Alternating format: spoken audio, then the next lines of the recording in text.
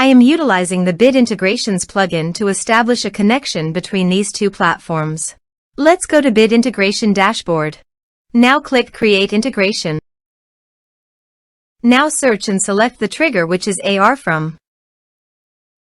Select a form. Click Next. Now search and select an action ClinchPad. Give here ClinchPad API token. So please visit ClinchPad API token. API. Copy the API token and paste it here. Authorized it. Authorization is successfully done. Next. Choose an action. Map the respective fields.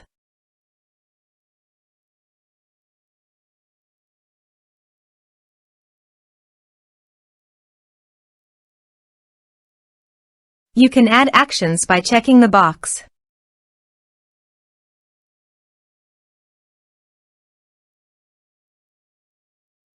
Also, here are some advanced features in conditional logic. You can use it for your own requirement. Click on Next. Finish and save it.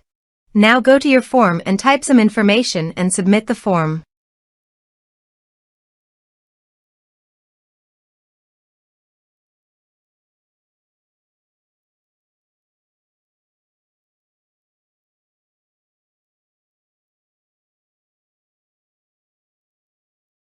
The form is successfully submitted.